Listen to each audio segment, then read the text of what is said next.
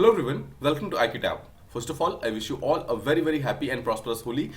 Enjoy to your fullest and take care of yourself on this day. Alright, so let's start with editorial discussion for 18th of March. आज हमें total 3 editorial को discuss करना है. 2 are from the Hindu and 1 is from Indian Express. First of all will talk about Corbevax. Now you must be knowing कि Corbevax recently vaccine की तरह approve किया गया है for the age group of 12 to 14. मतलब 12 से 14 साल के बच्चों के लिए यहाँ पर कॉर्बेवैक्स वैक्सीन को अप्रूव किया गया है. But there are some technical problems है. कौन कौन सी प्रॉब्लम्स है उसके बारे में हम बात करेंगे. Second will talk about the WTO and sanctions on Russia. Russia के ऊपर बहुत सारे डिफरेंट कंट्रीज ने यहाँ पर सैंक्शंस लगाए हैं. But will they be acceptable to यहाँ पर जो वर्ल्ड ट्रेड ऑर्गेनाइजेशन है, क्या वो उसको एक्सेप्ट करेगा या फिर नहीं करेगा, एंड कौन कौन से फैक्टर्स है जो यहाँ पर बीच में आ जाएंगे, इसके बारे में हम बात करेंगे. And third will talk about one editorial from Indian express जहां पर वो अटायर के बारे में बात करते हैं. दिस टॉक्स अबाउट द हिजाब इशू. देखिए हिजाब के यहाँ पर दोनों ही एंगल्स को यहाँ पर बहुत अच्छे तरीके से कवर किया गया है. Why this particular thing should not have been taken to the court and किस तरीके से इसको हमें स्कूल के लेवल पे ही ठीक करना था फर्स्ट ऑफ ऑल.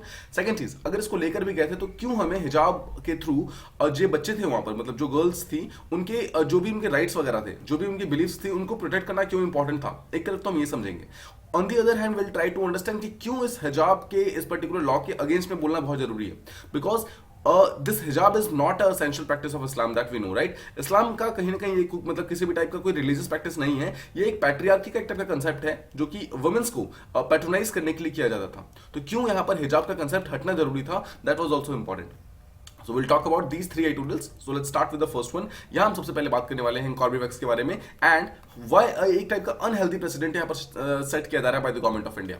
कॉन्टेक्स्ट क्या है? कॉन्टेक्स्ट ये है कि गवर्नमेंट ने ये रिसेंटली डिसाइड किया है that for the age group of 12 to 14 एक वैक्सीन जिसका नाम है कॉर्बेवैक्स, आपको याद होगा हमने इसके बारे में बात की हुई है. कॉर्बेवैक्स को रिसेंटली यहाँ पर अप्रूव किया गया है. तो this Corbevax it is a protein सब यूनिट वैक्सीन. इसका मतलब क्या है? इसके अंदर प्रोटीन्स वगैरह को हमारी बॉडी के अंदर डाला जाएगा, यानी कि जो कोविड है, कोविड के प्रोटीन्स को डाला जाएगा एंड उसके अगेंस्ट हमारी बॉडी फिर एंटीबॉडीज बनाएगी. नाउ 16th ऑफ मार्च यानी कि 2 दिन पहले से इस पर्टिकुलर चीज को ऑलरेडी रोल आउट किया जा चुका है and this has been considered as a welcome step. ये बात तो अच्छी है कि ऑब्वियसली न्यू वैक्सीन आए हैं तो बच्चों को भी वैक्सीन लग जाएगा, तो जो यहाँ पर अनवैक्सीनेटेड हमारा पॉपुलेशन है उस चीज को हम यहाँ पर बचा सकते हैं कोविड से, राइट. बट इसके साथ साथ कुछ कंसर्न्स भी यहाँ पर आते हैं. फर्स्ट थिंग फर्स्ट, गवर्नमेंट ने यहाँ पर काफी अर्जेंसी शो की है. देखिए अर्जेंसी इस बात में शो नहीं की है कि वैक्सीन को इतनी जल्दी लेकर आए हैं. वी ऑलरेडी नो कि वैक्सीन लाने में काफी लेट हो चुका है. बट अर्जेंसी इस बात में कि उन्होंने बिना सबसे इंपॉर्टेंट बॉडी की, बिना उसके मतलब रिकमेंडेशन या फिर उनके सजेशन के उन्होंने इस वैक्सीन को अप्रूव कर दिया है. The body is National Technical Advisory Group on Immunisation, NTAGI. ये एक ऐसी बॉडी है जो कि वैक्सीन के डिफरेंट फैसेट्स वगैरह को स्टडी करती है, उसके प्रोज एंड कॉन्स को स्टडी करती है और उसके बाद उसको क्लियर करती है. बट इस पर्टिकुलर ग्रुप से कोई भी बातचीत नहीं की गई यहाँ पर. उसकी बातचीत करने के मतलब को बिल्कुल साइड में रख करके गवर्नमेंट ने खुद से ये चीज डिसाइड कर दिया कि कॉर्बेवैक्स को हम यहाँ पर बच्चों के लिए स्टार्ट कर देंगे. देखिए आज से पहले ऐसा कभी भी नहीं हुआ है कि NTAGI नाम की जो बॉडी है उसको पूरी तरीके से कंप्लीटली साइड स्टेप कर दिया हो किसी भी वैक्सीन को अप्रूव करने के लिए. This has been done for the first time and this is not healthy at all. ये एक बहुत ही अनहेल्दी प्रेसिडेंट यहाँ पर सेट कर रहा है जो कि एक अच्छा मतलब एंगल प्रोवाइड नहीं कर रहा है. सेकंड चीज, देखिए एक प्रॉब्लम तो ये हो गई कि NTAGI नाम की जो बॉडी है उसके साथ कोई भी यहाँ पर सजेशन वगैरह कोई भी यहाँ पर डिस्कशन नहीं किया गया है, बिना उनके डिस्कशन के इस चीज को अप्रूव कर दिया गया है. सेकंड प्रॉब्लम ये है कॉर्बेवैक्स देखिए रिसेंटली मार्केट के अंदर आया है. नाउ अगर आप एथिकली देखेंगे तो सबसे पहले इसको एडल्ट्स के बीच में लाना चाहिए था, मतलब जो भी एडल्ट पॉपुलेशन है उसके लिए आपको इसको सबसे पहले लॉन्च करना चाहिए था. बट यहाँ पर सबसे पहले इनको बच्चों के लिए लॉन्च कर दिया गया है, दैट टू बिटवीन 12 to 14. देखिए 12 से 14 साल के जो बच्चे होते हैं ना वो बहुत ज्यादा मतलब अच्छे मतलब बहुत ज्यादा स्ट्रॉन्ग नहीं होते, टेंडर होते हैं बहुत. उसके कारण क्या होता है इनकी बॉडी के ऊपर अगर किसी भी टाइप का मतलब इस वैक्सीन के अंदर किसी भी टाइप का अगर हार्मफुल पोटेंशियल होगा तो वो उसके कारण प्रॉब्लम काफी ज्यादा कॉज कर सकते हैं. नाउ ऑल्दो एक तरफ तो ये है कि जो प्रोटीन सब यूनिट वैक्सीन है वो नॉर्मली सेफ माने जाते हैं हर एक एज ग्रुप के लिए. बट ये एक रीजन नहीं हो सकता कि क्यों हम बच्चों को क्यों मतलब पहले वैक्सीन दे रहे हैं एज कंपेयर टू एडल्ट्स. अगर हमें कोई चीज अगर चेक भी करना है तो पहले हमें एडल्ट्स को देना चाहिए, उसके बाद ही हम वहां पर बच्चों को लेकर जाए तो ज्यादा बेटर होगा, because that will be a progressive step, right. लेकिन अगर सोचिए अगर किसी भी टाइप का भी एडवर्स इफेक्ट इस पर्टिकुलर वैक्सीन के अंदर देखा जाता है तो सबसे बड़ी प्रॉब्लम क्या होगी. कॉर्बेवैक्स के अंदर एक प्रॉब्लम आने के कारण कहीं ना कहीं वैक्सीन हेजिटेंसी हमारे इंडिया के अंदर स्टार्ट हो जाएगी. जस्ट सपोज कि इस वैक्सीन को लेने के कारण कुछ बच्चों के अंदर अगर किसी भी टाइप का साइड इफेक्ट आता है, जस्ट मतलब एक एग्जांपल लीजिए कि अगर किसी के बच्चों के बीच में साइड इफेक्ट आता है तो क्या होगा, बाकी जो बच्चे हैं वो लोग कोई भी वैक्सीन लेने से मना कर देंगे, उनके पेरेंट्स वगैरह बच्चों को मतलब वैक्सीन दिलाने से मना कर देंगे और हमारा जो पूरा का पूरा इम्यूनाइजेशन प्रोग्राम है वो कहीं ना कहीं मतलब जियोपार्डाइज हो जाएगा.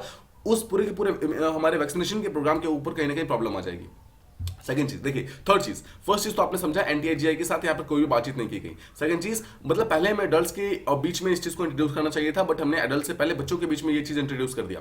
एंड थर्ड चीज देखिए, कोवैक्सीन अब जो जानते हैं 15 से 18 साल के बच्चों के लिए ऑलरेडी अप्रूव हो चुका था, और जिसकी सेफ्टी अभी मतलब हमें मालूम है अभी के टाइम में, उसको एक्सक्लूड कर दिया गया है, मतलब वो 12 to 14 के एज ग्रुप के लिए नहीं है। तो जस्ट रिमेंबर दिस, आपके प्रीलिम्स के अंदर ये क्वेश्चन पूछा जा सकता है कि कौन कौन से वैक्सीन ऐसे हैं जो कि बच्चों को दी जा रही हैं। तो we have Corbevax but we don't have Covaxin, ठीक है। कोवैक्सीन यहाँ पर 12 से 14 साल के बच्चों के लिए नहीं है। अब देखिए, ऐसा नहीं है कि जिस टाइम कोवैक्सीन को लाया गया था उस टाइम उसके ऊपर कुछ क्वेश्चन नहीं उठे थे, बहुत सारे क्वेश्चन उठे थे कि कितना उसका एफिशिएंसी है, कितना उसका डेटा है, इन सब के ऊपर बहुत क्वेश्चन उठे थे, और उस टाइम में इस चीज के कारण बहुत सारी वैक्सीन हेजिटेंसी भी आई थी। बट अभी भी इसके ऊपर कोई भी लेसन यहाँ पर लर्न नहीं किए गए हैं, बिकॉज आपने फिर से एक टाइप की मतलब कॉर्बेवैक्स को यहाँ पर इंट्रोड्यूस कर दिया, और अगेन हमारे पास कोई भी बहुत ज्यादा यहाँ पर डेटा वगैरह प्रेजेंट नहीं है। अगेन देखिए, कॉर्बेवैक्स जो कि रिसेंटली 12 से 14 साल के बच्चों के लिए यहाँ पर इशू किया गया, स्टार्ट किया गया, लॉन्च किया गया है, उसके डेटा जो है ऑन सेफ्टी, इम्यूनोजेनेसिटी, मतलब जो उसकी एफिशिएंसी है, इन सब चीजों को अभी तक पब्लिकली मतलब अवेलेबल नहीं कराया गया है। इससे कारण क्या हो सकता है, प्रॉब्लम ये बढ़ेगी कि जो पेरेंट्स वगैरह हैं वो लोग वैक्सीन लेने से मना कर देंगे, जो बच्चे हैं मतलब बच्चों को वैक्सीन दिलाने से मना कर देंगे। देखिए एक चीज समझिए, अगर गवर्नमेंट चाहती तो 2-3 हफ्ते का टाइम और लेकर के, 2-3 वीक्स का टाइम और लेकर के यहाँ पर एक प्रॉपर एक डेटा का मतलब सर्विलेंस कर सकती थी, वो डेटा को चेक करवा सकती थी। अगर कॉर्बेवैक्स पूरी तरीके से सेफ होता, उसके बाद ही इस चीज को अगर बच्चों के अंदर इंट्रोड्यूस किया जाता तो ज्यादा बेटर होगा। बिकॉज देखिए एक चीज समझिए, अभी हम एक इमरजेंसी के पीरियड में नहीं है, हम कहीं ना कहीं टाइप के कूल ऑफ पीरियड में चल रहे हैं, जहां पर राइट नाउ ऑल्दो हम थर्ड वेव से बाहर निकल चुके हैं, मतलब ऑलमोस्ट बाहर निकल चुके हैं, बट हमारे यहां पर जो फोर्थ वेव है इसका कोई भी अभी साइन हमारे यहां पे नहीं दिख रहा है। नाउ माइंड यू, मैं आपको एक चीज बता देता हूं कि इजराइल के अंदर फिर से एक न्यू वैक्सीन आया है, मतलब न्यू एक टाइप का कोविड का एक वेरिएंट आया है जो कि कल ही आया है, बट लेट्स होप कि ये इजराइल का जो वेरिएंट है वो धीरे धीरे बाकी कंट्रीज के अंदर स्प्रेड ना करे, बट आसपास के एरियाज के अंदर जो स्पेशली जो मिडिल ईस्ट वाले पार्ट है वहां पर स्प्रेड होना हो चुका है। डिस्पाइट दिस पर्टिकुलर थिंग, अभी हम लोग राइट नाउ इमरजेंसी के अंदर नहीं है, हम किसी भी तरीके का मतलब न्यू ऐसे कोविड के वेरिएंट को नहीं देख रहे हैं जो कि हमारे यहाँ पे प्रॉब्लम क्रिएट कर सकता है। सो हम यहाँ पर 2-3 हफ्तों का टाइम ले सकते थे, हमारी गवर्नमेंट जो है 2-3 हफ्तों का टाइम ले सकती थी, और वो प्रॉपर्ली डिसाइड कर सकती थी कि जो कॉर्बेवैक्स है वो इस चीज के लिए प्रॉपर्ली सही है या फिर नहीं है। अगर उसका डेटा प्रॉपर्ली एफिशिएंट होता तो उस चीज को पब्लिक के सामने मतलब लेकर के तब जाकर कॉर्बेवैक्स को अगर लाया जाता तो ज्यादा बेटर होता। देखिए रिसेंटली जब सेकंड वेव आया था, जब हमारा जो डेल्टा वेरिएंट आया था, उसके बाद हमारे कंट्री के अंदर एक टाइप का सीरो प्रेवलेंस सर्वे हुआ था। सीरो सर्वे आपको याद है? सीरो सर्वे बेसिकली एक ऐसा टेक्निक होता है जिसके थ्रू डिफरेंट पॉपुलेशन के मतलब बॉडीज में, मतलब पॉपुलेशन में जैसे यंग बच्चे हैं, ओल्ड मतलब ओल्ड पीपल हैं, फिर वुमेन्स हैं, मतलब बच्चे हैं, इन सब के बॉडीज के अंदर कितने एंटीबॉडीज उनको चेक किया जाता है। जस्ट रिमेंबर, यहां पर एंटीबॉडीज चेक करते हैं, यहां पर वायरस को चेक नहीं करते हैं। तो अगर एंटीबॉडीज को चेक करते हैं तो पाया गया कि ऑलमोस्ट 67% से ज्यादा बच्चे ऐसे हैं, मतलब बच्चे मतलब जो कि 10 साल से ऊपर वाले हैं, जिनके बॉडी के अंदर यहां पर ऑलरेडी एंटीबॉडीज बन रहे हैं। अच्छा अब ध्यान से सोचिए, किसकी बॉडी के अंदर एंटीबॉडीज बनते हैं? एंटीबॉडीज सिर्फ उसी के बॉडी के अंदर बन सकते हैं जिसके बॉडी के अंदर एटलीस्ट एक बार वायरस गया होगा। बिकॉज देखिए, अगर वायरस होगा तभी तो उस वायरस से फाइट करने के लिए हमारी बॉडी ने उसके अगेंस्ट में एंटीबॉडीज बनाए, राइट? तो इसी चीज के लिए शो करता है कि अगर 67% बच्चों के बीच में मतलब कि बॉडी के अंदर अगर एंटीबॉडीज थे, इसका मतलब है इन सबके बॉडी के अंदर एटलीस्ट ना एक बार वायरस डेफिनेटली गया था और वायरस ने इनको इन्फेक्ट किया था। इसका मतलब क्या है? थर्ड वेव के अंदर ऑलमोस्ट 67% के बच्चे, 67% ऑफ द टोटल बच्चे, वो लोग कहीं ना कहीं डायरेक्टली इनडायरेक्टली मतलब यहाँ पर अफेक्ट हुए थे इसके कारण, ओमिक्रॉन के कारण। बट ध्यान से सोचिए, यहाँ पर हमारा सीरो सर्वे ये बताता है कि ऑलमोस्ट 67% बच्चे ऐसे थे जो कि डेल्टा एंड ओमिक्रॉन वेरिएंट के कारण अफेक्ट हुए थे। बट इसके बावजूद भी हमारे जो डेथ एंड डिजीज का जो रेट आया था बच्चों का, वो बहुत ही लेस था। आपको याद है ओमिक्रॉन में ये बोला गया था ऑल्दो कि बच्चों को ज्यादा इफेक्ट कर रहा है, बट इसके बावजूद जो नंबर आए थे वो बहुत ही कम आए थे। तो क्या शो करता है? ये शो करता है कि ऑल्दो 67% ऑफ बच्चों की बॉडी के अंदर वायरस आया तो, लेकिन वो ज्यादा कुछ कर नहीं पाया, राइट? मतलब कि क्या है, बच्चे यहाँ पर कहीं ना कहीं नेचुरली इम्यून है इस पर्टिकुलर वायरस से। तो यहाँ पर इस अर्जेंसी की जरूरत नहीं थी, गवर्नमेंट यहाँ पर 2-3 हफ्तों का और टाइम ले सकती थी और इस पर्टिकुलर वैक्सीन को और ज्यादा इंपॉर्टेंट बना सकती थी। बिकॉज देखिए एक चीज समझिए, जितनी मर्जी बड़ी पैंडेमिक आ जाए, जितनी मर्जी बड़ी प्रॉब्लम आ जाए, बट द पॉइंट इज अगर हम एक एविडेंस बेस्ड पॉलिसी मेकिंग नहीं करेंगे तो कहीं ना कहीं हमारी जो पब्लिक हेल्थ है, स्पेशली जो हमारे बच्चों की हेल्थ है, वो कहीं ना कहीं यहाँ पर रिस्क पे आ जाएगी, प्रॉब्लम पे आ जाएगी, राइट? ये हो गया हमारा फर्स्ट एडिटोरियल कि क्यों हमें कॉर्बेवैक्स को थोड़ा सा और टाइम देना चाहिए था और क्यों हमें एक अच्छा डिटेल्ड डेटा के बाद इसको लाना चाहिए था। ये हम समझिए। Let's move on to the next one. यहां हम बात करने वाले हैं WTO और वर्ल्ड जो रशिया के ऊपर सैंक्शन लगा रहा है और किस तरीके से सैंक्शन लगाए जा रहे हैं और उसका WTO या फिर बाकी कंट्री के ऊपर क्या क्या इंपैक्ट आ सकता है उसको हम समझते हैं। First of all let's start with a question. यहाँ पर जो ऑथर है वो एक क्वेश्चन के साथ स्टार्ट करते हैं। वो कहते हैं कि देखिए, जो रशिया ने यूक्रेन के ऊपर इन्वेड किया है, क्या इस चीज से फाइट करने के लिए जो डिफरेंट कंट्रीज वगैरह हैं, क्या वो इंटरनेशनल लॉ को मतलब साइड रखकर एक नया लॉ मतलब बना सकती है? क्या क्या कुछ ऐसा कर सकती है जो कि अभी तक लॉ के अंदर है ही नहीं? फिर समझिए, देखिए, रशिया ने यूक्रेन के ऊपर अटैक किया है, तो क्या रशिया को रोकने के लिए जो बाकी इंटरनेशनल कंट्रीज हैं, मतलब बाकी जो कंट्रीज हैं, क्या कोई ऐसा काम कर सकती है जो कि इंटरनेशनल लॉ के अंदर लिखा नहीं हुआ है? देखिए, कुछ कंट्रीज जैसे कि यूएसए है, कनाडा है, यूरोपियन यूनियन है, इन लोगों ने ऑलरेडी कुछ प्यूनिटिव इकोनॉमिक सैंक्शंस लगाने स्टार्ट कर दिए हैं। What is the meaning of punitive? जो कि पनिशमेंट देने के लिए होता है। तो पनिशमेंट देने के लिए उन्होंने ऑलरेडी इकोनॉमिक सैंक्शंस वगैरह लगाने स्टार्ट किए हैं। आपको याद होगा, बैंक्स वगैरह को बंद कर दिया गया है, उनके ट्रेड इन्फ्लोस को पूरी तरीके से बंद कर दिया गया है, स्विफ्ट मैकेनिज्म से उनको बाहर निकाल दिया गया है, किसी भी टाइप का यूएस डॉलर के अंदर उसका पेमेंट को बंद कर दिया गया है, राइट? ये सब शो करता है कि उनके ऊपर काफी सारे ट्रेड रिस्ट्रिक्शंस वगैरह लगाए गए हैं। यहां तक कि कनाडा ने एक स्टेप आगे जाकर के जो रशिया के पास जो मतलब रशिया को जो मोस्ट फेवर्ड नेशन का जो स्टेटस दिया था ना, वो स्टेटस छीन लिया। आपको याद है एमएफएन स्टेटस क्या होता है? देखिए, डब्ल्यूटीओ जो बॉडी है, वर्ल्ड ट्रेड ऑर्गेनाइजेशन, उसके अंदर एक स्टेटस मतलब उसके अंदर एक क्लॉज लिखा हुआ है जहां पर ये बोला गया है कि एक कंट्री जो है, कोई भी एक पर्टिकुलर कंट्री हर एक कंट्री के साथ, यानी कि एवरी कंट्री के साथ इक्वली ट्रेड करेगा, इक्वली ट्रेड करेगा, इक्वली ट्रेड करेगा। इसलिए हर एक कंट्री हर दूसरी कंट्रीज को एमएफएन का स्टेटस देगा, यानी कि मोस्ट फेवर्ड नेशन का स्टेटस देगा। ये शो करता है कि हम किसी एक पर्टिकुलर कंट्री के सामने में मतलब किसी एक पर्टिकुलर कंट्री के साथ किसी भी टाइप का डिस्क्रिमिनेशन नहीं करेंगे और हर एक कंट्री को हम इक्वली ट्रीट करेंगे। ये डब्ल्यूटीओ का एक बेसिकली एक टाइप का मैकेनिज्म है, ठीक है? ये शो करने के लिए कि जो ट्रेड है वो बिल्कुल फेयर एंड फ्री हो। ऑलराइट, अब देखिए, कनाडा का ये मानना है कि ऐसे कंट्रीज जो कि रूल बेस्ड इंटरनेशनल ऑर्डर को नहीं मानती है, जैसे कि यहाँ पर रशिया हो गया, रशिया ने यहाँ पर सारे के सारे इंटरनेशनल ऑर्डर को साइड में रखकर के उन्होंने यूक्रेन के ऊपर अटैक कर दिया। तो कनाडा का मानना यह है कि वो कंट्री जो कि रूल बेस्ड इंटरनेशनल ऑर्डर को नहीं मानती है, उनका कोई हक नहीं बनता है वो मोस्ट फेवर्ड नेशन की जो स्टेटस है उससे बेनिफिट ले। And that is why Canada ने यहाँ पर जो मोस्ट फेवर्ड नेशन था उसका स्टेटस रशिया से छीन लिया है। नाउ माइंड यू, आपको पता है कि इंडिया ने किस पर्टिकुलर कंट्री से रिसेंटली मोस्ट फेवर्ड नेशन का स्टेटस छीन लिया है? दैट इज पाकिस्तान, ठीक है? पाकिस्तान से उन्होंने छीन लिया था last year. Alright, coming back to the topic, देखिए, यूरोपियन यूनियन और यूएसए ये लोग भी सिमिलर मूव्स को कंटेम्पलेट कर रहे हैं, मतलब सोच रहे हैं कि अगर आगे जाकर हो सकता है कि यूरोपियन यूनियन और यूएसए भी जो मोस्ट फेवर्ड नेशन है वो रशिया से छीन लेंगे। अगर ऐसा होता है तो रशिया के ट्रेड के ऊपर डेफिनेटली एक लार्जर इंपैक्ट आ सकता है। बट क्या इसके बदले में रशिया कुछ नहीं करेगा? Let's try to understand this. देखिए, एक चीज समझिए, यूएसए और ईयू ने यानी यूरोपियन यूनियन ने अभी तक डब्ल्यूटीओ के जनरल काउंसिल के सामने में एक फॉर्मल एक टाइप का नोटिफिकेशन दिया था जहां पर यह बोला था कि रशिया जो अभी तक की डेवलप्ड कंट्रीज के कोऑर्डिनेशन ग्रुप का एक पार्ट था, मतलब जो रशिया है वो एक टाइप का डीसीजीसी यानी कि डेवलप्ड कंट्री कोऑर्डिनेशन ग्रुप का एक पार्ट है, उस चीज से इसको सस्पेंड कर दिया गया है। मतलब रशिया को इस पर्टिकुलर ग्रुप से राइट नाउ, देखिए आपको ध्यान रखना है, इस चीज से बाहर नहीं निकाला गया अभी तक, सिर्फ उसको सस्पेंड किया गया है। ऑलराइट, क्यों उसको बाहर मतलब क्यों उसको सस्पेंड किया गया है? Because of its international law के वायलेशन के कारण, ठीक है? मतलब जो भी इसने वायलेशन वगैरह की है उस चीज को ध्यान में रखकर इस चीज के मतलब रशिया के इस पर्टिकुलर ग्रुप के पार्टिसिपेशन के ऊपर सस्पेंशन लगा दिया गया है। तो क्वेश्चन कम्स कि क्या यहाँ पे डब्ल्यूटीओ इस चीज को अलाउ करेगा? देखिए, डब्ल्यूटीओ की अगर आप बात करेंगे, डब्ल्यूटीओ में एक वर्ड आता है टी, टी का मतलब है ट्रेड, यानी कि वर्ल्ड ट्रेड ऑर्गेनाइजेशन। तो डब्ल्यूटीओ को जो एक चीज मैटर करता है वो सिर्फ और सिर्फ ट्रेड का मैटर करता है। तो क्या कोई दूसरी कंट्री अगर कोई इंटरनेशनल लॉ को मतलब ब्रीच कर रही है, स्पेशली ऑन द मतलब field of peace and security, तो क्या पीस एंड सिक्योरिटी के मेथड के अंदर वर्ल्ड ट्रेड ऑर्गेनाइजेशन बीच में आ सकता है? नो, डब्ल्यूटीओ यहां पर बीच में नहीं आ सकता है। देखिए, डब्ल्यूटीओ के अंदर सिंपल सी बात ये लिखी हुई है कि अगर आपको किसी पर्टिकुलर कंट्री का मोस्ट फेवर्ड नेशन का स्टेटस छीनना है तो आप छीन सकते हैं, और ये आर्टिकल 21 के अंदर मेंशन है। बट उसके लिए आपके पास एक प्रॉपर आपके पास रीजन होना चाहिए, एंड दैट थिंग भी should be related to the trade and security. मतलब कि एक पर्टिकुलर कंट्री के ट्रेड या फिर इंटरनेशनल सिक्योरिटी के ऊपर अगर किसी भी टाइप की प्रॉब्लम आ रही है तो उस पर्टिकुलर केस में आर्टिकल 21 ऑफ गैट यानी कि general agreement on trade and tariff, देखिए ये वो अग्रीमेंट है जिसके थ्रू डब्ल्यूटीओ को बनाया गया था। जस्ट रिमेंबर दिस थिंग, यानी कि general agreement on trade and tariff वो लॉ है सिंपल वर्ड्स में जिसके थ्रू डब्ल्यूटीओ बनाया जाता है। और यही गैट का जो आर्टिकल 21 है ये बोलता है कि अगर किसी एक पर्टिकुलर कंट्री जैसे सपोज ए है उसके ऊपर किसी भी टाइप की मतलब किसी भी टाइप का ट्रेड रिस्ट्रिक्शन लगाया जाता है तो उसके अगेंस्ट में वो किसी और दूसरी कंट्री से मोस्ट फेवर्ड नेशन का स्टेटस छीन सकता है। बट द क्वेश्चन इज कि अगर कोई एक कंट्री है जो कि पीस एंड सिक्योरिटी का वायलेशन कर रही है, इस पर्टिकुलर फैक्टर के ऊपर में डब्ल्यूटीओ कभी भी किसी एक पर्टिकुलर पर्सन का एमएफएन स्टेटस छीनने की बात नहीं करता है। सेकंड चीज, आर्टिकल 21 पूरी तरीके से सेल्फ जजिंग नहीं है। इसका मतलब क्या है? ऐसा नहीं है कि वो अपने आप में पूरी तरीके से कंप्लीट है। आर्टिकल 21 के अंदर भी लगातार चेंजेस वगैरह होते रहते हैं। तो इसका मतलब यह है कि अगर एक कंट्री को कुछ डिस्क्रिप्शन वगैरह दिया जाता है इस पर्टिकुलर मतलब आर्टिकल के थ्रू, कुछ पावर्स वगैरह दी गई है कि हाँ ठीक है आप कुछ कंट्री के ऊपर एमएफएन स्टेटस लगा सकते हैं, बट साथ ही साथ कुछ इसके ऊपर रिस्ट्रिक्शंस भी मतलब भी लगाए गए हैं। ऐसा नहीं है कि मतलब आप कोई भी कंट्री चाहे तो किसी भी दूसरी कंट्री के ऊपर एमएफएन स्टेटस वहां पर छीन लेगा उसका या फिर उसको हटा देगा। देखिए सिमिलरली अगर कनाडा को अगर जस्टिफाई करना है, मतलब अगर कनाडा को इस चीज को जस्टिफाई करना है कि हाँ ठीक है अगर हमने रशिया का जो एमएफएन स्टेटस छीना है वो इसलिए छीना है बिकॉज हमारा जो यहाँ पर इकोनॉमिक सैंक्शन है, मतलब जो हमारा इकोनॉमिक इंटरेस्ट है वो इकोनॉमिक इंटरेस्ट कहीं ना कहीं वायलेट हो रहा था और हम अपने इकोनॉमिक इंटरेस्ट को प्रोटेक्ट कर रहे थे, तो तब तो डब्ल्यूटीओ इस चीज को मान लेगा। बट द पॉइंट इज मतलब डब्ल्यूटीओ का आर्टिकल 21 इस बात के लिए एक्सेप्ट कभी नहीं करेगा कि रशिया ने पीस एंड सिक्योरिटी को वायलेशन किया है और उस बेसिस पे आपने उसका एमएफएन स्टेटस छीन लिया। आप समझ रहे हैं, मतलब कि जो इंटरनेशनल पीस एंड सिक्योरिटी है उस चीज के थ्रू आप यहाँ पर एमएफएन स्टेटस किसी भी कंट्री का नहीं छीन सकते हैं। अगर आपको एमएफएन स्टेटस छीनना है तो आपके पास सिंपल सा रीजन होना चाहिए कि उसने आपके ट्रेड को कुछ भी नुकसान पहुंचाया। अगर रशिया किसी कंट्री के ट्रेड को नुकसान पहुंचा रहा है तो वहां पर उस मतलब वो कंट्री जो है रशिया के साथ अपना मतलब रिलेशन को हटा सकती है, उसका एमएफएन स्टेटस छीन सकती है, but not on the basis of peace and security का वायलेशन।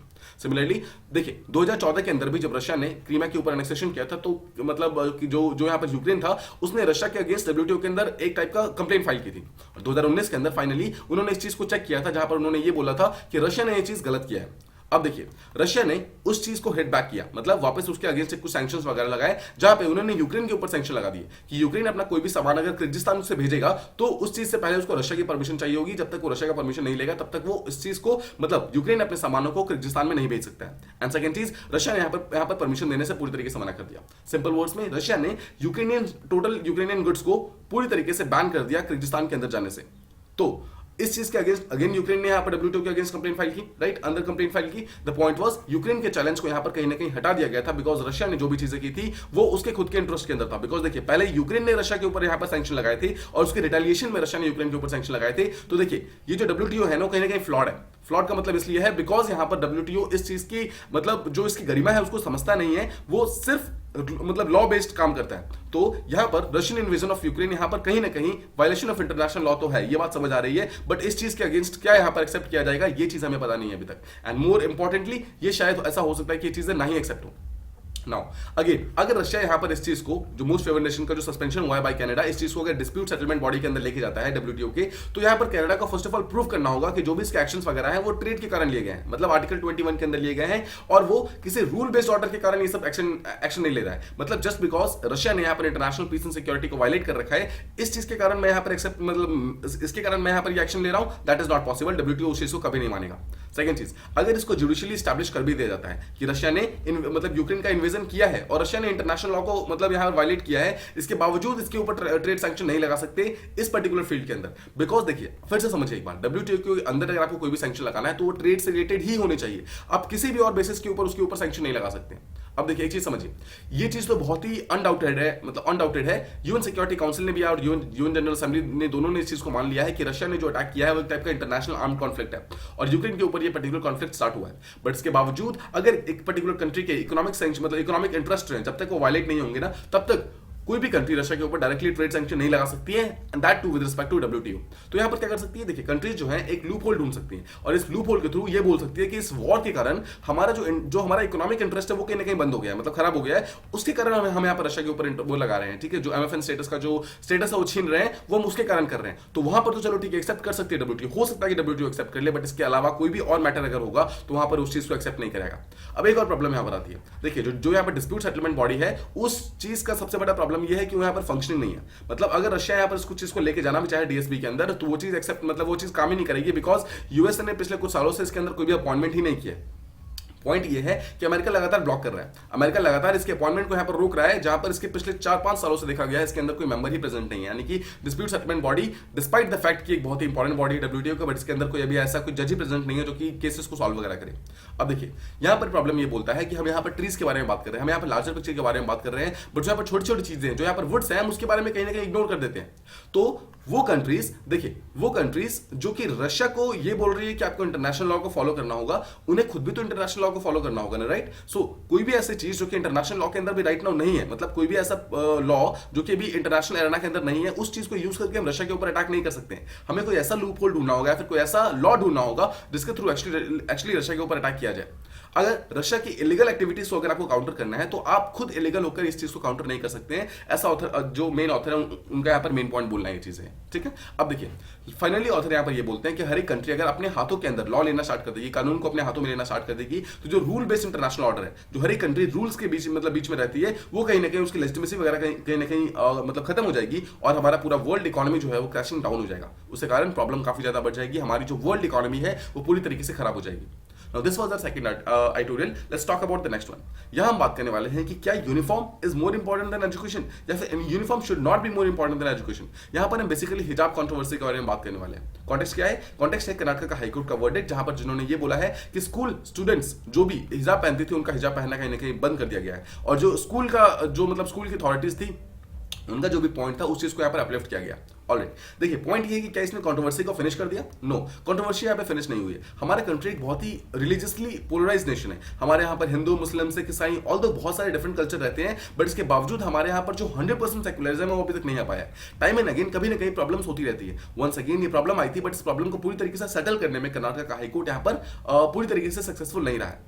पॉइंट क्या है? पॉइंट ये हुआ है कि क्लासरूम के अंदर आप हिजाब पहन के नहीं जा सकते, सिंपल वर्ड्स में, बिकॉज ये वहां की स्कूल के यूनिफॉर्म को यहाँ पर वायलेट करता है। ठीक है, देखिए अगर आप ध्यान से सोचे तो इस पर्टिकुलर मैटर को सॉल्व करने के लिए कोर्ट में जाने की जरूरत ही नहीं थी। इस पर्टिकुलर प्रॉब्लम को जो कॉलेज के अथॉरिटीज थी और जो पेरेंट्स वगैरह थे वो साथ में मिलकर प्रॉब्लम को सॉल्व कर सकते थे, लेकिन ये प्रॉब्लम जो है पॉलिटिसाइज हो गई, जहां पर डिफरेंट पॉलिटिकल पार्टीज, डिफरेंट जो धर्म गुरुज लोग थे, जो डिफरेंट रिलीजियस जो लोग सब थे, वो लोग यहाँ पर बीच के अंदर आ गए, मतलब बीच में आ गए, उन्होंने अपने अपने पॉइंट्स वगैरह देने स्टार्ट कर दिए।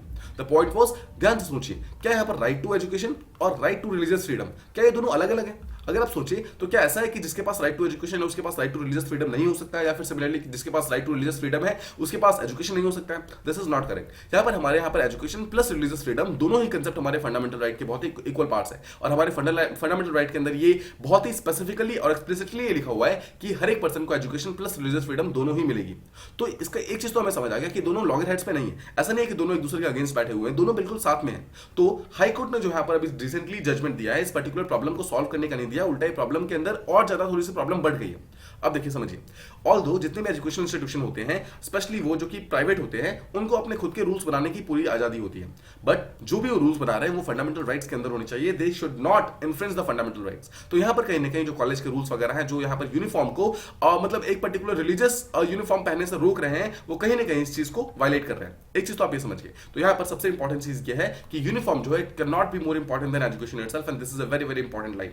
अपार्ट फ्रॉम दिस एक और बहुत ही इंपॉर्टेंट लाइन ये है जो कि मेंस एंड ऐसे के अंदर यूज किया जा सकता है, एंड यहाँ तक ऐसे का जो मेन टॉपिक है उसके अंदर भी आ सकता है। The point is when justice dies within hearts the court and verdicts become irrelevant. The point is जब लोगों के दिल के अंदर जो यहाँ पर जो न्याय की मतलब जो वो चाहिए होती है ना, जो न्याय होता है, अगर किसी को न्याय चाहिए, अगर उसके न्याय की कीमत उसके बॉडी के अंदर, जो उसके हार्ट के अंदर अगर मर जाए ना वो चीज, तो फिर जितना मर्जी कोर्ट या फिर डिफरेंट वर्डिक्ट्स वगैरह आ जाए, लेकिन उसके न्याय की जो मेन वैल्यू है, जो उसके जस्टिस की मेन वैल्यू है, उसको कभी भी मिल नहीं सकती है। अभी हमें हमारे कोर्ट को यहाँ पर कुछ इस तरीके से करना चाहिए कि जो हमारे सिटीजंस वगैरह अपने सोशल इश्यूज को, प्रॉब्लम को सॉल्व नहीं कर पा रहे हैं आपस में मिलकर के, उसे उस पर्टिकुलर प्रॉब्लम को सॉल्व करना चाहिए कोर्ट के द्वारा। बट यहाँ पे प्रॉब्लम कहीं ना कहीं बढ़ गई है, जहां पर कुछ गर्ल्स इन हिजाब, यानी कि कुछ इस्लामिक गर्ल्स जो है, उन्होंने अपने प्रोटेक्शन मांगा था, protection for the right to religious freedom 1, right to education 2 and right to freedom of choice, but तीनों ही यहाँ पर फ्रीडम को उनसे छीन लिया गया है। These 3 were the fundamental rights, और तीनों ही फंडामेंटल राइट्स बेसिकली उनको नहीं दिए गए। पॉइंट इज यहाँ पर कोर्ट ने एक स्टेटमेंट दिया, कोर्ट और कर्नाटक गवर्नमेंट का एक स्टेटमेंट आया जहां पर बोला गया कि हमने कुछ रीजनेबल रिस्ट्रिक्शंस लगाए हैं on the right to religious freedom, जहां पर एक सेक्युलर पर्सपेक्टिव को मेंटेन करने के लिए एक इंस्टीट्यूशनल डिसिप्लिन डॉक्ट्रिन होना चाहिए। इसका मतलब है पूरे इंस्टीट्यूशन का एक सिंगल यूनिफॉर्म होना बहुत जरूरी है, ताकि हम एक सेक्युलर कैरेक्टर है ये चीज को बिल्कुल मेंटेन कर सके। देखिए ये बात बिल्कुल सही है, इसमें कोई प्रॉब्लम नहीं है, बट जिस तरीके से इस चीज को कहीं ना कहीं प्रोजेक्ट किया गया है वो तरीका गलत है। यहाँ पर कर्नाटक हाईकोर्ट अगर एक बेटर तरीके से इस चीज को सामने लेकर आती और एक बेटर तरीके से ये जजमेंट देती, जहां पर एक बैलेंस्ड मतलब ओपिनियन देती, तो वो ज्यादा बेटर होता और ये प्रॉब्लम शायद यहीं पर प्रॉब्लम सॉल्व हो जाती।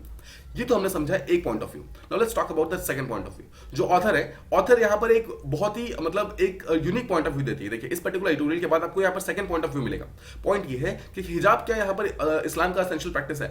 एक तरफ तो हमने यहां पर देखा, मतलब जो यहां पर कर्नाटक का हाईकोर्ट है, उन्होंने एक स्टेटमेंट बोला कि Islam is not a part of right this essential practice of Islam, मतलब कि hijab is not a part of essential practice of Islam. Now ये तो कर्नाटक के हाईकोर्ट ने बोला। What is the reality? देखिए रियलिटी ये है कि बहुत सारे Islamic scholars like Fatima Mernissi नाम की एक स्कॉलर है, उन्होंने काफी सारी स्टडी की है इसके ऊपर, और उन्होंने ये पाया है कि इस्लाम का एक एसेंशियल प्रैक्टिस हिजाब नहीं है। Just remember this thing. और ना ही जो इस्लाम की जो टॉप 5 पिलर्स हैं, जो मोस्ट इंपॉर्टेंट 5 पिलर्स है इस्लाम के, उसके अंदर हिजाब आता है। द पॉइंट इज हिजाब is not a part of Islamic religion at all. देखिए इन्होंने फातिमा ने काफी ज्यादा रिसर्च वगैरह किया हुआ है इस्लाम के व्हील के ऊपर, मतलब कि हिजाब, मतलब देखिए व्हील का मतलब होता है पर्दा, ठीक है, पर्दा। तो आप जानते हैं कि जो पर्दा सिस्टम है वो हिंदुइज्म प्लस मुस्लिम दोनों के अंदर होता था। हिंदुइज्म के अंदर आप जानते हैं कि पर्दा सिस्टम काफी ज्यादा प्रेवलेंट था। Right now we are in 21st century, right now we are in 21st century. अब जाकर कहीं ना कहीं पर्दा मतलब जो पर्दा सिस्टम है वो टाउन्स वगैरह में धीरे धीरे डिक्लाइन होना स्टार्ट हुआ है। बट अभी भी अगर आप रूरल एरियाज के अंदर जाएंगे तो पर्दा सिस्टम अभी भी कहीं ना कहीं प्रेवलेंट है। सिमिलरली इस्लाम के अंदर भी कहीं ना कहीं जो पर्दा सिस्टम है कुछ एरियाज के अंदर प्रेवलेंट है, एंड उसी चीज को हम हिजाब, नकाब, ये सब चीजें कहते हैं। देखिए इस्लाम के टॉप 5 पिलर्स कौन कौन से, पहले हम उसको समझते हैं। देखिए अगर आप देखेंगे इस्लाम के first prayer that is called as declaration of faith, second is called as the obligatory prayer जिसे आप नमाज कहते हैं, ठीक है। थर्ड इज कंपलसरी गिविंग, मतलब जिसे कुछ देना है, ठीक है। Fourth is the fasting in the month of Ramzan, and finally we have the pilgrimage to, यहाँ पर जो मक्का नाम का जो प्लेस है जो कि सऊदी के अंदर प्रेजेंट है, वहां पे वो लोग पिलग्रिमेज के लिए जाते हैं। अपार्ट फ्रॉम दिस अगर आप इस रिसर्च के बारे में बात करेंगे तो इस रिसर्च के अंदर ये पाया गया कि जो हिजाब है इट इज फर्स्ट, एक चीज तो ये है कि ये मैंडेटरी नहीं है। पहली बात तो इस्लाम के अंदर ऐसा कुछ भी नहीं लिखा गया है जहां पर ये मैंडेटरी के बारे में बात की गई है, और सेकंड चीज ये वुमेन्स के बारे में है ही नहीं। This hijab has nothing to do with women, मतलब यहां पर इस चीज को मेन के द्वारा, पैट्रियार्की के द्वारा यहां पर इंपोज किया गया है ऑन वुमेन। यहां पर इस्लाम के अंदर ऐसा कुछ भी नहीं लिखा गया। देखिए हिजाब जो है ना एक टाइप का अरबिक वर्ड है। आपको पता है हिजाब का मतलब क्या होता है? हिजाब का बेसिकली एक टाइप का मतलब होता है वॉल, वॉल का मतलब है दीवार, एक कोई बैरियर, हर्डल, एक टाइप का पार्टीशन, उसे कहते हैं हिजाब। तो हिजाब इज नॉट अ वर्ड जो कि एक मतलब एक वुमेन जो कि अपने आप को कवर करती है उस चीज से मतलब रिलेट करता है। हिजाब एक्चुअली टोटली डिफरेंट वर्ड है, मतलब वर्ड है जहां पर इसका मतलब है वॉल या फिर बैरियर, मतलब वॉल या फिर बैरियर। अब अगर हम मुस्लिम वुमेन्स की बात करें तो मुस्लिम वुमेन को जो यहाँ पर ये मतलब हिजाब पहनना पड़ रहा है या फिर जो व्हील को इंपोज करना पड़ रहा है वो कहीं ना कहीं टाइप की मेल डोमिनेटेड सोसाइटी के कारण हो रहा है, जो कि मुस्लिम वर्ल्ड के अंदर स्पेशली काफी सेंचुरी से चल रही है। देखिए अगर आप हिंदुइज्म के अंदर भी देखेंगे तो जो पर्दा सिस्टम स्टार्ट हुआ था वो कहीं ना कहीं मेल डोमिनेटिंग सोसाइटी के कारण ही स्टार्ट हुआ था। सिमिलरली जो हिजाब का कंट्रोवर्सी है वो भी यहाँ पर मेल डोमिनेटिंग सोसाइटी जो इस्लाम के अंदर है उसी के कारण यहाँ पर स्टार्ट हुआ है। और अगर आप हिजाब की बात करेंगे आज से 200-300 साल पहले हिजाब इसके अंदर नहीं था, मतलब हमारे सोसाइटी के अंदर हिजाब नाम का कोई भी कंसेप्ट नहीं था। हिजाब रिसेंटली आया है।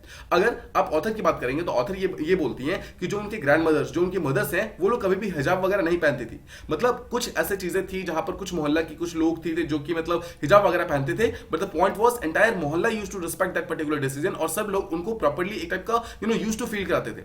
जितने भी वुमेन्स वगैरह जो इस्लाम और हिंदुइज्म दोनों के अंदर हैं वो लोग अपने अपने हेड्स को कवर करती है ना, वो हेड्स को कवर करती हैं because that is a sign of respect किसी भी रिलीजियस रिचुअल के टाइम में, या फिर जब किसी की मतलब व्हेन समवन पासेस अवे उस पर्टिकुलर टाइम में मतलब कोई भी वुमेन्स या फिर even men they actually cover their heads. अगर आप गुरुद्वारा के अंदर जाएंगे तो men plus women both they used मतलब they actually cover their heads. That is not because यहाँ पर सिख उनको फोर्स करता है, that is because of some kind of यहाँ पर रिलीजियस मतलब प्रैक्टिस है, एक टाइप का रिस्पेक्ट है जो that you show for a particular institution, उसके कारण आप अपना हेड को कवर करते हो। नाउ बहुत सारी एल्डरली वुमेन्स हैं जो कि दुपट्टे से, सारी पल्लू से वो लोग अपने अपने हेड्स को कवर करती हैं, दैट इज एनफ।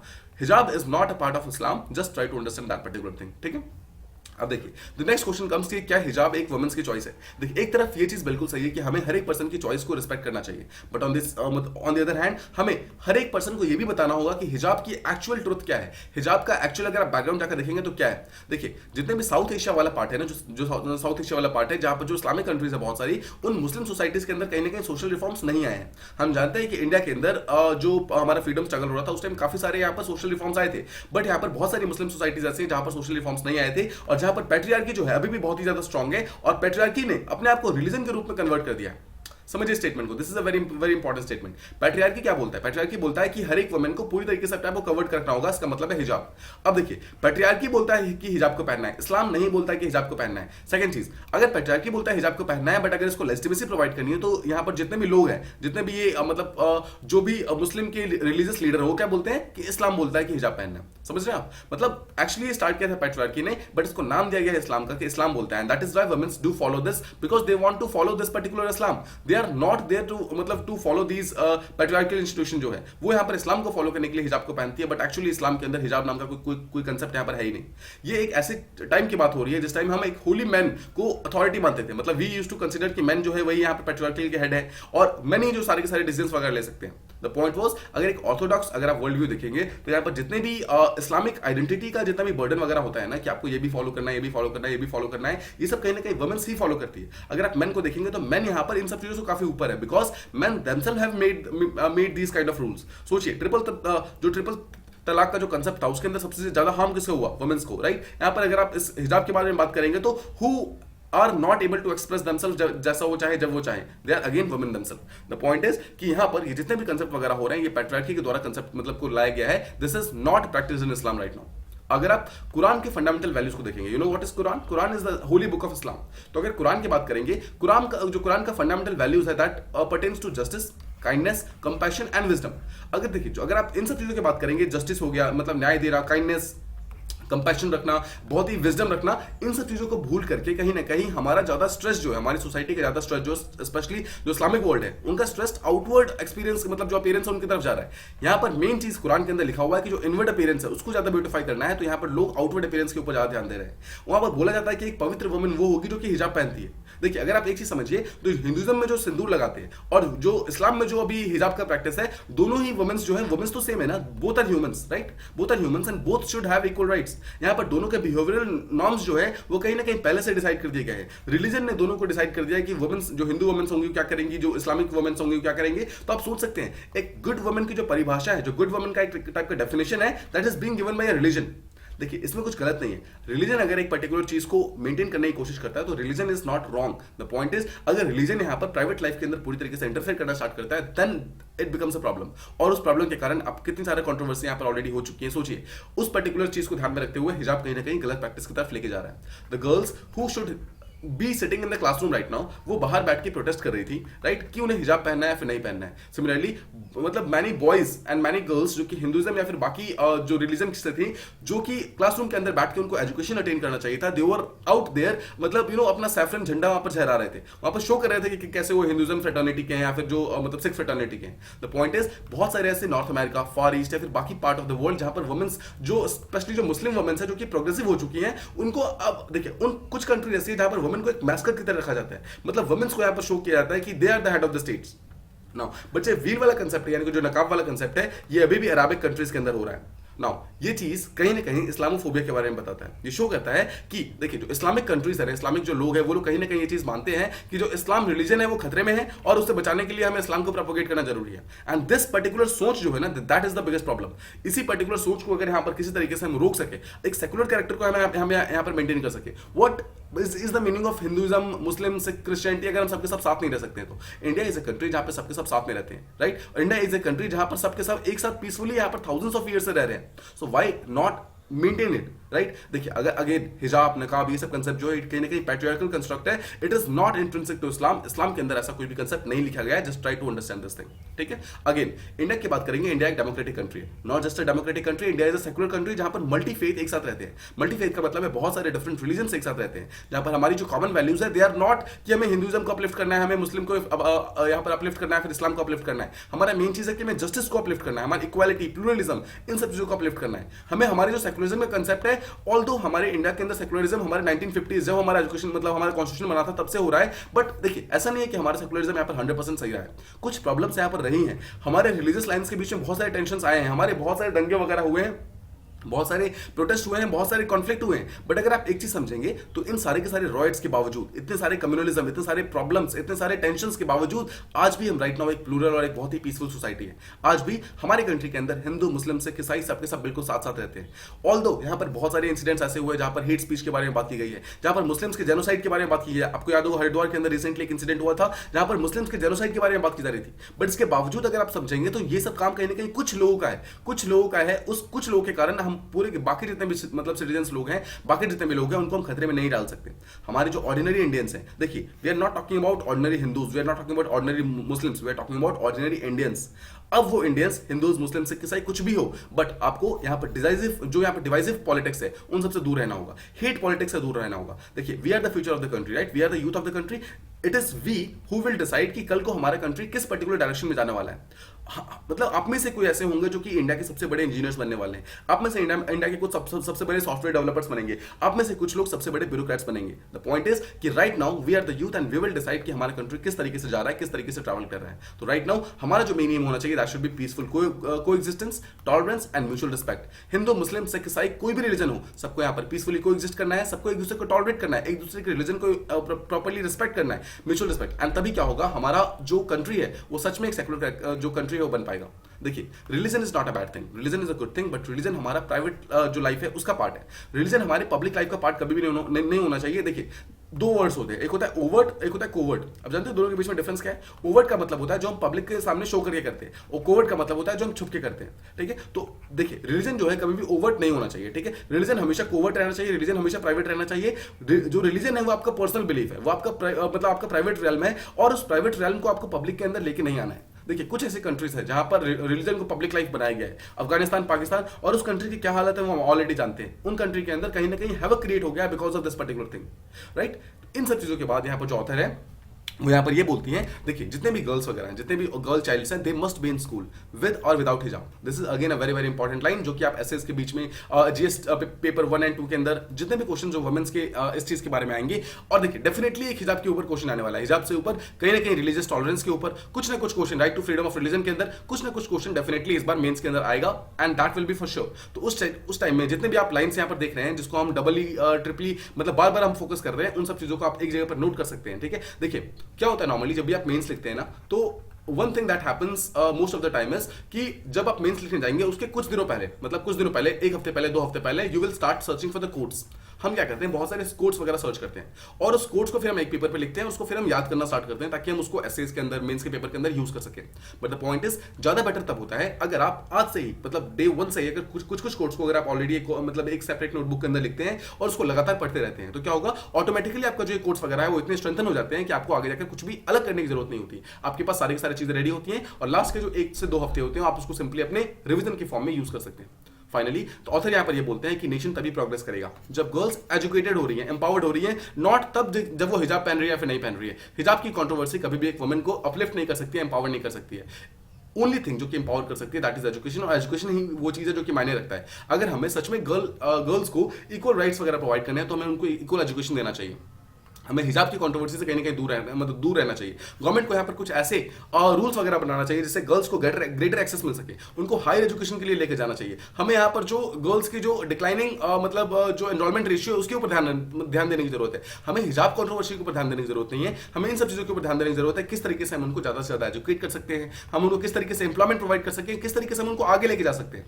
सेकंड चीज, जितने भी हमारे पब्लिक रिसोर्सेज हैं, जितने भी हमारे जुडिशियल आवर्स है, मतलब कोर्ट का जो बहुमूल्य समय होता है, उसे हम इन फालतू के लीगल केसेस में फाइट करने से नहीं काम कर सकते। हमारा ये यूनिफॉर्म होना चाहिए या फिर नहीं होना चाहिए, ये चीज क्या है, इन सब चीजों को हम शॉर्ट टर्म में पेरेंट्स, टीचर्स आपस में बैठ के बातचीत करके सॉल्व कर सकते हैं। इन सब चीजों को कर्नाटक के high court and supreme court तक लेके जाने की बात नहीं बनती है। एंड अगर ये चीज वहां पहुंचता भी है तो कोर्ट की रिस्पॉन्सिबिलिटी बनती है कि इन सब चीजों को एक प्रॉपर रेल्म के साथ यहाँ पर फिनिश किया जाए, एक बैलेंस्ड अप्रोच के साथ इसको फिनिश किया जाए, ताकि दोनों ही पार्टीज जो है वो खुश रहे। राइट, ये थे हमारे तीनों ट्यूटोरियल्स। आई होप आपको तीनों चीजें प्रॉपर्ली समझ आ गई। अगर आपको इससे रिलेटेड कोई भी डाउट्स है या फिर अगर आपके पास कुछ एडिशनल पॉइंट्स है तो please do mention them in comment boxes, हम उसके बारे में भी बातें करेंगे। ऑलराइट, सो ये था हमारा डिस्कशन। अगर आपको आज कुछ सीखने को मिला हो तो please do like and please share this video to all your friends and जो भी आपके मतलब आसपास में लोग सब रहते हैं उनके साथ शेयर कीजिए। ठीक है, and thank you so much for listening.